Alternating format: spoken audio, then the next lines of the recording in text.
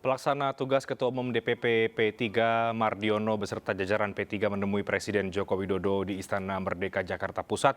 Pertemuan dalam rangka halal bihalal dan juga menyampaikan hasil Rapimnas terkait arah dukungan P3 kepada Ganjar Pranowo dalam Pilpres 2024. Rombongan elit P3 berjumlah 13 orang tiba menggunakan bus dan mobil pribadi ke Istana. Mardiono mengatakan salah satu keputusan Rapimnas mengamanatkan dirinya untuk menyampaikan hasil Rapimnas kepada Presiden Jokowi karena P3 merupakan bagian dari koalisi pemerintah. Sebelumnya, Mardiono telah menyampaikan hasil Rapimnas P3 yang secara resmi mengusung Ganjar Pranowo sebagai capres kepada Ketua Umum PD Perjuangan Megawati Soekarnoputri. Sementara itu, Presiden Jokowi pun angkat bicara terkait Partai Nasdem yang tidak diundang dalam pertemuan 6 ketum parpol di Istana 2 hari yang lalu. Saya Adan Budaya selaku Master. Tadi sudah diberi waktu oleh Bapak Presiden. Yang pertama tentu karena ini masih dalam suasana Hari Raya Idul Fitri, ya tentu kami rombongan ini berhalal bihalal kepada Bapak Presiden. Dan selanjutnya sebagaimana juga rekan-rekan media ketahui bahwa setelah PDI Perjuangan itu menetapkan calon presiden untuk periode tahun 2024, maka P3 langsung merespon dan pada saat rekan-rekan juga mengikuti menggelar Rapimnas di Yogyakarta telah mengambil keputusan ya bahwa P3 juga yang sama mencalonkan, mendukung dan mengusung Bapak Ganjar Pranowo sebagai calon presiden di pemilu tahun 2024 yang akan datang. Hari ini adalah terakhir untuk menjalankan proses ya final dari ketetapan itu, yaitu menyampaikan keputusan Rapimnas itu kepada Bapak Presiden. Ini etika politik bahwa P3 ini sebagai partai koalisi dengan pemerintah. Ya di mana ya tentu kami harus menyampaikan arah ya politik Partai Persatuan Pembangunan itu kepada bagian dari leader ya atau pimpinan koalisi itu tentu yaitu Bapak Presiden Joko Widodo. Ya memang tidak diundang. Nasdem itu ya kita harus bicara apa adanya ya. Kan sudah memiliki koalisi sendiri. Dan ini gabungan partai yang kemarin berkumpul itu kan juga ingin membangun kerjasama politik yang lain. Mestinya ini kan memiliki strategi besarnya apa? Ya masa yang di sini tahu strateginya kan mestinya tidak seperti itu. Jadi wajar-wajar dalam politik itu wajar-wajar saja, biasa. Dan saya itu adalah pejabat publik sekaligus pejabat politik. Jadi biasa kalau saya berbicara politik ya boleh dong. Ya kan? Saya berbicara berkaitan dengan pelayanan publik juga bisa dong. Ya memang itu tugas seorang presiden. Hanya memang kalau sudah nanti ada ketetapan KPU, saya itu. Sementara itu, Ketua Umum PKB dan Partai Golkar menggelar pertemuan di kawasan Senayan, Jakarta. Pertemuan tersebut membahas persiapan Pilpres 2024. Ketua Umum Partai Kebangkitan Bangsa atau PKB, Muhaimin Iskandar dan Ketua Umum Partai Golkar, Erlangga Hartarto, menggelar pertemuan di kawasan Senayan, Jakarta pada Rabu siang. Selain acara halal bihalal, pertemuan tersebut membahas persiapan pemilu 2024. Salah satunya berbicara mengenai koalisi besar dalam pemilihan presiden mendatang. Ketua Umum Golkar maupun Ketua Umum PKB sepakat partainya memiliki visi yang sama.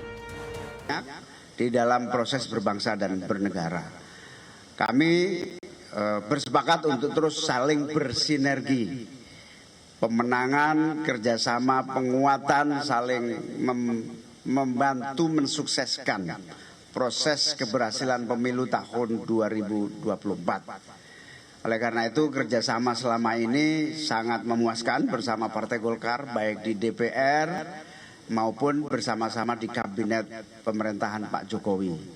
Kalau kerjasama sama Golkar itu istilahnya selalu membahagiakan semua pihak untuk apa? Untuk cepat maju bersama-sama, untuk saling menjadi sinergi satu dengan yang lain sesuai dengan potensi kita masing-masing. Logonya saja sudah mendukung. Masing-masing akan terus bergerak dan berkomunikasi dengan partai lain agar koalisi besar, tetapi intinya Golkar dan PKB. Terkait koalisi besar ini, sebelumnya Presiden Joko Widodo telah memanggil 6 ketua umum partai politik yang tergabung dalam koalisi pemerintahan. Namun saat itu, ketua umum Partai Nasdem tak hadir di pertemuan tersebut. Dari Jakarta, Tim Liputan iNews melaporkan. Ya, pergerakan partai politik kian intensif dilakukan dalam waktu-waktu belakangan. Terjadi pertemuan demi pertemuan yang kemudian menimbulkan pertanyaan kemana sebetulnya muara dari bangunan koalisi yang ada saat ini. Muncul kemudian gagasan untuk membangun koalisi besar yang kabarnya ini untuk sebagai tandingan dari poros koalisi PD Perjuangan dan juga P3. Benarkah demikian? Kita akan coba diskusikan pada malam hari bersama dengan sejumlah narasumber. 2 orang sudah hadir di studio pada malam hari ini. Saya kenalkan ada Bang Nurdin Halid, Waketum dari Partai Golkar. Bang, apa kabar? Sehat? Alhamdulillah sehat. Sehat. Assalamualaikum warahmatullahi Waalaikumsalam. Dan juga ada Mas Ahmad Baidowi, Mas Awi, Ketua DPP dari P3. Mas Awi, selamat malam. Selamat malam, Rehat. Ya. Assalamualaikum. Waalaikumsalam. Ini yang habis pulang dari istana tadi ya? Ya, melapor kepada Presiden Jokowi ya, Mas Awi? Menyampaikan informasi. Menyampaikan informasi. Saya sapa dari sambungan Zoom Kang Gunggun Herianto, analis komunikasi politik. Selamat malam Kang Gunggun, apa kabar Kang? Kabar baik, selamat malam Mas Renhat, Pak Nurdin, Bang Awi. Ya, ini kita mau bicara sekarang soal pergerakan partai dan juga koalisi hingga muncul gagasan koalisi besar. Saya mau ke Bang Nurdin dulu. Pak Erlangga cukup intensif belakangan melakukan pertemuan, tadi terakhir dengan PKB. Ada yang kalau Pak Erlangga katakan ini sudah menjadi core dari koalisi besar, tapi tidak sedikit yang kemudian melihat bahwa Golkar ini tengah bingung setelah kemudian P3 dan PAN tampaknya KIB tidak lagi bisa relevan kita diskusikan, Bang Nurdin.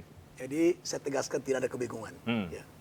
Membangun negeri ini, Indonesia yang begitu besar, itu tidak bisa dengan sendiri. Ya. Apalagi demokrasi Indonesia dibangun dengan multi partai. Oleh karena itu sangat penting ada kolaborasi. Tidak ada kesuksesan tanpa kolaborasi.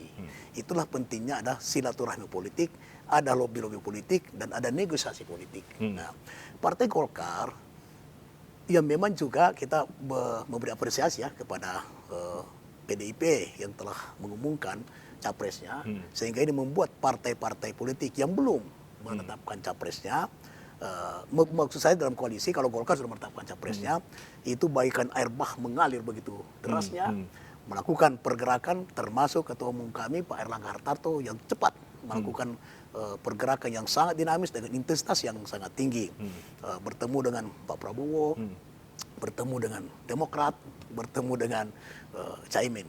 Dengan pertemuan Pak Prabowo, Caimin, khususnya pertemuan kemarin, itu sudah koalisi sudah nampak sekali bahwa akan ada 3 pasangan calon itu. Karena pernyataan Caimin maupun pernyataan Pak Erlangga Hartarto sudah tegas. Ini adalah koalisi inti. Nah, di dalam pemenuhan 20% presidential threshold itu 20% terpenuhi hanya dengan Golkar dengan PKB. Lebih cukup lagi kalau bersama dengan Gerindra. Nah, oleh karena itu sekarang ini 3 partai ini tinggal menentukan siapa capresnya, siapa cawapresnya. Dan itu bukan lagi soal yang sulit ketika bertemu Caimin dengan Pak Erlangga. Dan sudah ada tim pemenangan juga ya Bang Nurdin antara Golkar dan juga PKB. Iya. Jadi saya kira ini sangat bagus untuk pencerah demokrasi kita. Mudah-mudahan dengan 3 pasangan calon itu memberi ruang yang cukup, memberi kesempatan dengan beberapa pilihan kepada rakyat, sehingga kedaulatan benar-benar di tangan rakyat. Oke, nah koalisi besar ini terdiri dari siapa yang digagas oleh Pak Erlangga ini? Sebetulnya koalisi besar ini sudah tidak lagi menjadi isu sentral ya, karena P3 sekalipun KIB ini masih solid dalam komunikasi politik, ya, tetapi dalam sikap sudah tidak solid. Itu saya harus katakan begitu. Kenapa? Karena kita harus memberi pemahaman, memberi kita memaklumi bahwa otoritas P3 itu tidak bisa kita campuri. Tidak ada partai lain yang boleh intervensi daripada mekanisme internal partai. Dan Ketua Umum juga sudah menyatakan dengan tegas bahwa mekanisme di P3 itu adalah kewenangan daripada P3, otoritas P3. Dan P3 sikap politiknya sudah ke PD Perjuangan. Sudah ke PD Perjuangan mencalonkan Pak Ganjar. Nah, karena itu dari sisi sikap itu sudah berbeda. Tapi dari sisi saat ini ya, kita nggak tahu juga. Soal politik itu kan masih sangat dinamis, terus bergerak dengan sangat dinamis. Bisa saja di suatu saat ya, kalau kepentingan, karena politik itu kepentingan. Ketika kepentingan terakomodasi, maka akan terjadi kesamaan pandangan, kesamaan sikap, terjadi kebersamaan. Itulah politik. Nah, tapi kalau koalisi besar, kalau termasuk P3 berarti tidak lagi. Tapi masih bisa dikatakan koalisi besar atau koalisi kebangsaan ketika PAN dengan PAN dengan PKB, Golkar dan Gerindra itu bersatu, maka itu masih terbesar. Karena ada 4 partai di sini. Kalau jumlah kursi ya terbesar lah dibanding koalisi perubahan dengan koalisi PDIP dengan P3. Tapi sudah tidak mungkin rasanya per hari ini ada koalisi bergabung dengan PD Perjuangan dan juga P3. Masih bisa. Semua kemungkinan masih bisa terjadi ya. Ketika format di KPU itu belum ditandatangan, apalagi belum distor. Sudah tanda tangan saja sebelum didaftarkan bisa berubah. Mas Awi, paling tidak itu memang kalau kita bicara ke depan masih bisa ya ada perubahan. Tapi per hari ini sudah mulai terlihat nih kawan berkompetisinya mungkin PDIP dan P3 ya, ini adalah barisan koalisinya Bang Nurdin, Golkar dan kawan-kawan. Di situ ada PKB dan juga Gerindra. Mas Awi juga sudah mulai melihat itu ya? Ya, kalau melihat dinamika politik beberapa hari terakhir, komposisi koalisi memang sudah mulai terbentuk. Namun ketika judul ini adalah koalisi besar, maksudnya apa? Dari aspek jumlah partai, kalau ternyata 3 partai ya bukan koalisi besar namanya. Di beberapa pilkada, bahkan di pilpres ada 3 partai juga. Untuk 2024 konteksnya ada juga kan 3 partai juga berkoalisi. Itu tidak menyebut diberinya koalisi besar. Kalau koalisi besar diasumsikan seperti pada bulan puasa kemarin ketika bertemu di PAN, itu sudah hampir tidak mungkin. Karena apa? Kalau itu tetap digaungkan, maka akan ada 3 capres. Pertama Ganjar Pranowo, yang kedua Erlangga Hartarto hasil munasnya Golkar, yang ketiga Prabowo. Nah, kalau yang dimaksud kekuatan 3 koalisi besar ini menghimpun semua di koalisi pemerintahan yang 6 partai itu, kok rasa-rasanya tidak mungkin. Meskipun sekali lagi politik itu serba kemungkinan. Sebelum ada daftar di KPU, ibarat kata sebelum janur kuning melengkung, itu orang melamar-melamar masih bisa. Jangan kan gitu. Janur kuning sudah melengkung, kalau penghulunya nggak datang, itu bisa bubar akadnya itu. Itu kalau ilustrasi dalam konteks keseharian gitu. Nah, selanjutnya kalau memang teman-teman Golkar, Bang Nurdin, Pak Prabowo, dan Cak Imin itu sudah berkoalisi, ya bagus-bagus saja. Misalkan di antara beliau bertiga, bisa menentukan siapa capres, itu lebih bagus karena di situ menyisakan 2 capres yang harus berembuk. Tetapi itu urusannya teman-teman yang yang menamakan dirinya koalisi besar gitu. Jadi kalau cuma 3 nggak relevan lagi istilah koalisi besar ya Mas Awi? Ya sudah nggak relevan karena koalisi perubahan 3 partai juga. Dan kalau jadi misalkan PDI, P3 2 partai. Infonya ada 1 lagi partai mau bergabung, 3 juga. Dan ini bukan koalisi besar juga. Berarti jumlah partainya sama. Partai itu yang tidak masuk yang sekarang ke dalam catatannya Bang Nurdin adalah Partai Amanat Nasional dong. Oh, nggak tahu, mungkin Reinhard lebih tajam lah menganalisa gitu. Tapi Anda melihat koalisi besar ini kalaupun ini jadi terbentuk sebagai quote-unquote calon kompetitor, bagaimana Mas Awi melihat? Bagus, itu lawan tanding yang sepadan. Karena dalam berbagai survei itu menunjukkan 1-2 itu Pak Ganjar atau Pak Prabowo. Itu mulu 1-2. Nggak pernah yang namanya 2 orang ini lompat ke nomor 3. Kalau yang namanya Anies tidak pernah naik ke nomor 2 dan nomor 1. Selalu nomor 3. Maka saya bilang ini kompetitor yang sepadan. Artinya apa? Tinggal ke depan bagaimana masing-masing anggota koalisi dan tim pemenangan berkontestasi secara sehat dengan kekuatan yang ada untuk merebut hati masyarakat. Oke, tidak khawatir dengan pergerakannya Pak Erlangga Hartarto, Muhaimin Iskandar berusaha untuk ke Cikeas dan lain sebagainya, masih berupaya untuk membuat sebuah koalisi yang jumlahnya besar loh Mas Awi? Ya, enggak khawatir karena apa? Sampai sejauh ini pun teman-teman Demokrat juga nyaman dengan komposisinya. Kalau semakin banyak calon yang berangkat itu semakin bagus, semakin banyak pilihan dari masyarakat.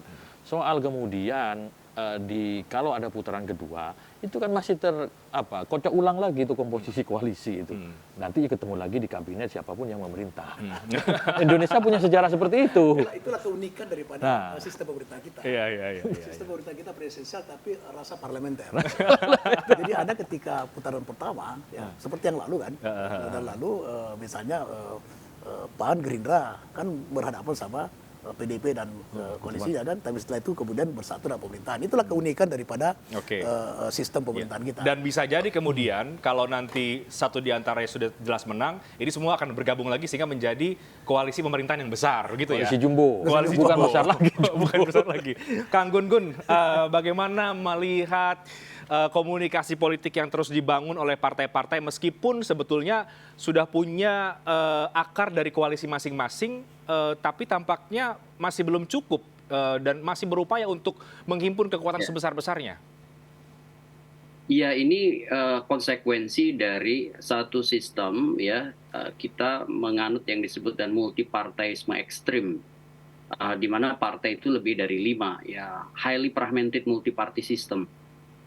Maka dalam konteks fragmentasi kekuatan politik yang banyak, seperti konteks demokrasi Indonesia, pola yang seringkali terpakai itu adalah pola koopsi yang tadi dibincang oleh Bang Awi ya sama Pak Nurdin.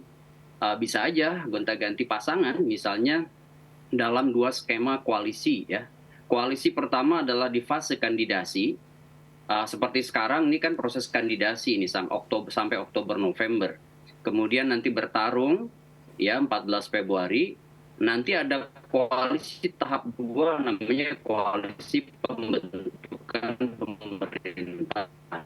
Nah, makanya kemudian tidak bisa kelaksakan ya. Apa? Karena kutub-kutub komunikasi politiknya berbeda dengan seperti praktek ya. Garis kontinum ideologi di Amerika gitu yang jelas misalnya Demokrat dan Republik. Di Indonesia kan nyaris di tengah semua, sehingga kemudian proses komunikasi politik itu sangat cair dan faktor utama yang menyebabkan perubahan itu adalah aktor, sebut aja misalnya elit utama partai politik, kemudian yang kedua adalah kepentingan strategis, kemudian yang ketiga adalah konteks dinamis ya yang memengaruhi situasi. Ya seperti tadi Pak Nurdin kan bilang ketika misalnya PDI Perjuangan mendeklar siapa capresnya, kemudian terjadi gelombang komunikasi politik yang intens di antara partai-partai. Makanya tadi ada pernyataan menarik tuh, misalnya KIB ya dari sisi komunikasi ya masih sama, tapi dari sudut misalnya sikap politik sudah berbeda. Artinya kan memang ini faktor yang ditentukan oleh komunikasi politik di level elit, sama faktor dinamis yang kemudian belum tentu ya. Perbincangan-perbincangan soal kesepahaman dalam bahasa komunikasi itu mutual understanding itu berujung kesepakatan.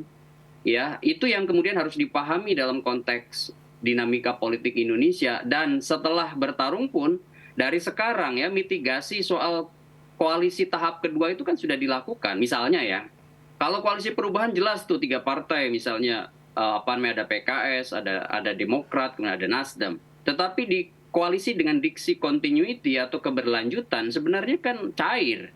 Meskipun nanti misalnya Pak Prabowo ya menjadi top of the ticket, menjadi capres dengan siapa misalnya cawapresnya, itu jadi satu pasangan. Kemudian Ganjar Pranowo misalnya koalisi PDI Perjuangan dan partainya Mas Awi bisa mendorong misalnya satu pasangan capres, tetapi kan diksinya sama, yaitu soal keberlanjutan gitu. Nah, itu yang memungkinkan chemistry itu menjadi mitigasi masa depan setelah misalnya proses pemilunya berlangsung dan konteksnya adalah pembentukan pemerintahan, bisa aja menyatu lagi. Gitu. Kang, tapi Kang Gun sepakat tidak bahwa sekarang kita sudah tidak bisa lagi melihat atau menggunakan istilah koalisi besar, mengingat jumlah partainya tidak begitu berbeda jumlahnya kalau lihat dari yang embrio yang sekarang, kalaupun ada mungkin nambah satu mungkin, atau Anda masih melihat masih bisa ada koalisi besar kalau bisa memecah koalisi perubahan, katakanlah begitu? Ya kalau hitungannya matematis kan misalnya seperti koalisi perubahan kan itu komposisinya 163 kursi. Betul ya? Ya. Kemudian kalau kita bisa misalnya ke koalisi kebangkitan Indonesia Raya, kalau plus partainya Bang Nurdin, ya Partai Golkar berarti kan 218 kursi toh. Ya, itu cukup berbeda, lumayan ya. Kemudian PDI Perjuangan sebut aja kalau dengan P3 147 kursi, kalau tambah misalnya ada tamu baru sebut aja PAN ya menjadi bagian dari koalisinya Bang Awi dan PAN itu kan kursinya 44 kursi. Jadi ya memang tidak terlalu berbeda signifikan, terlebih ya Mas Reinhardt, kita harus memahamkan juga ke publik, Indonesia itu party ID-nya itu lemah. Ya. Jadi hitungan matematis soal berapa kursi itu hanya berlaku dalam konteks melampaui presidensial threshold ya. Dalam konteks misalnya mematenkan usungan. Tetapi untuk memenangi kontestasi itu hal berbeda. Makanya kemudian karena kita ini pemilu atau pilpresnya itu sangat figur sentris, posisi figur yang berada di top of the ticket, siapa capresnya, itu menentukan sekali. Ya karena itu yang jadi magnet elektoral, bukan kemudian berapa jumlah kursi dukungan atau usungan pada si pasangan capres-cawapres. Yang penting bisa melampaui. Pertama adalah presidensial threshold. Kemudian yang kedua, magnet elektoralnya ada yang disebut dengan kemungkinan perolehan suara dari figur, itu yang disebut dengan probabilitas perolehan suara.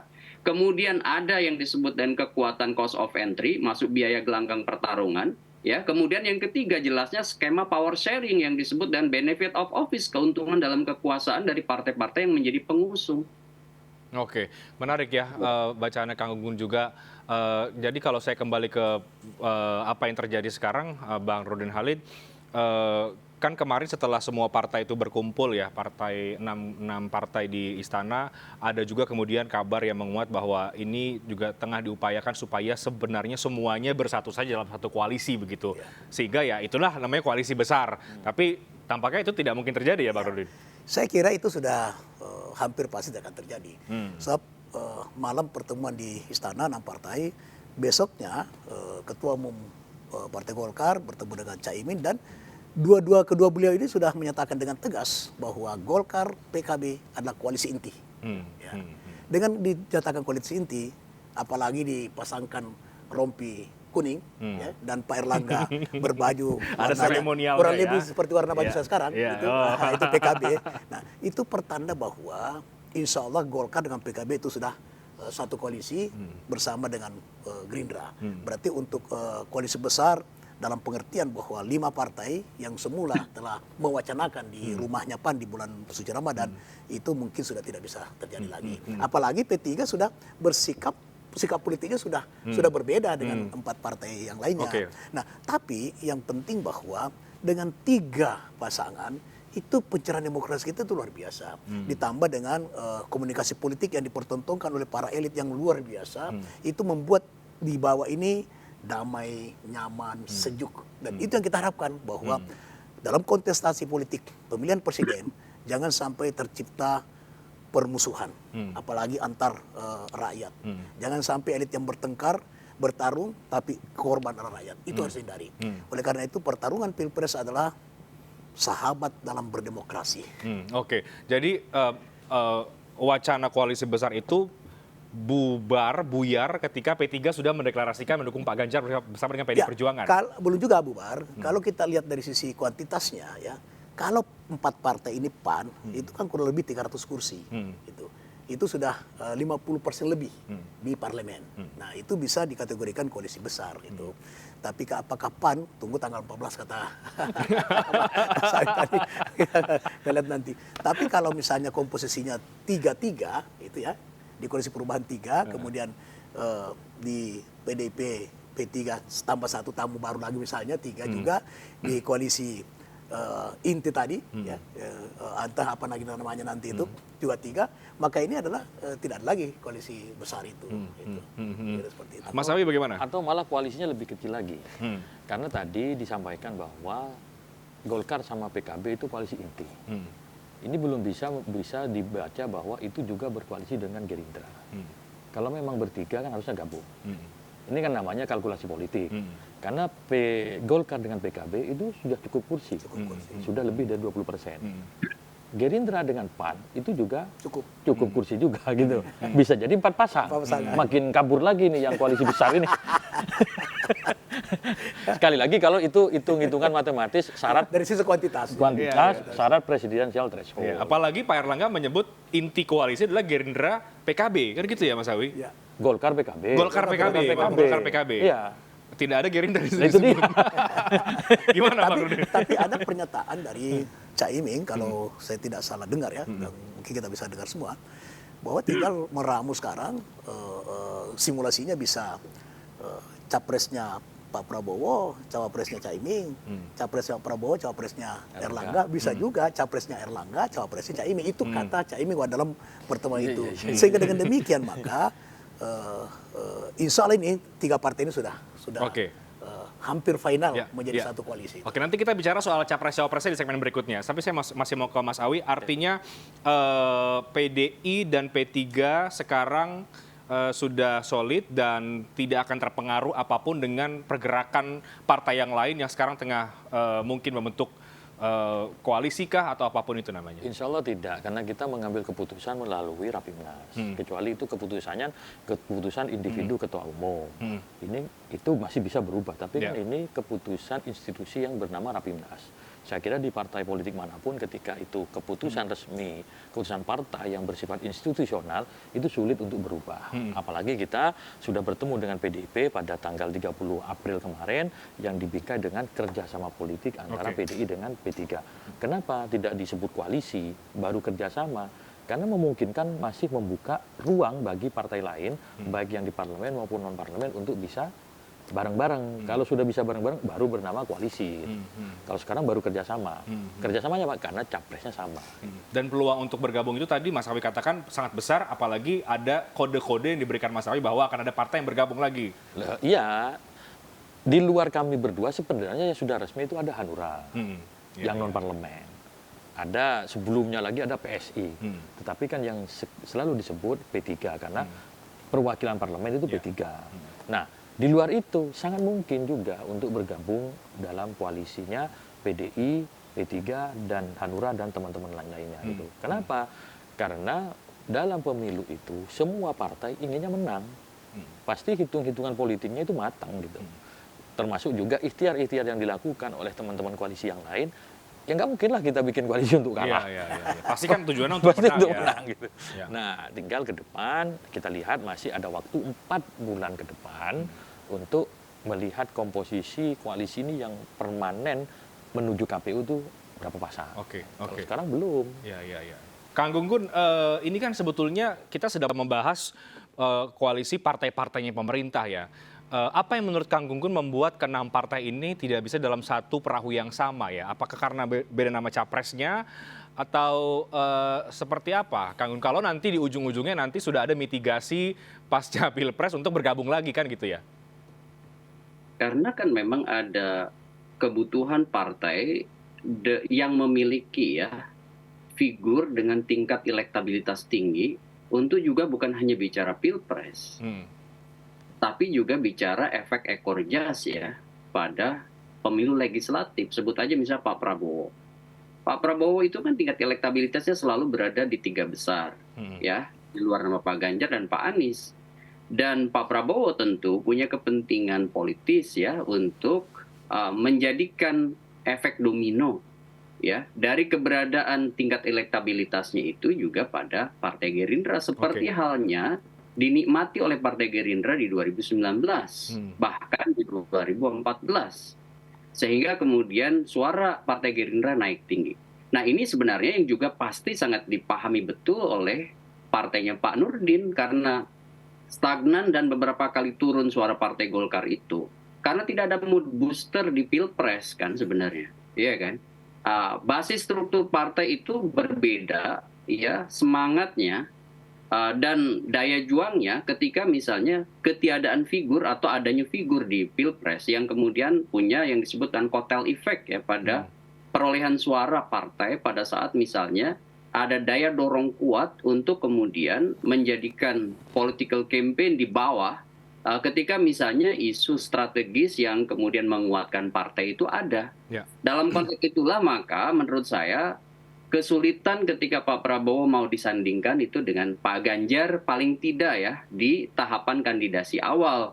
Sekalipun Bang Reinhardt bahwa potensi untuk memadu-madankan antara Pak Prabowo dengan Pak Ganjar itu bukan berarti sudah tertutup pintunya, itu akan sangat bergantung menurut saya pada 3 figur utama ya, yaitu posisi Pak Jokowi yang mengorkestrasi partai-partai yang ada di kabinet sekarang, kemudian posisi Pak Prabowo apakah bisa menurunkan misalnya kutub ekstrim proposal utamanya dari capres menjadi cawapres atau sebaliknya Pak Ganjar begitu.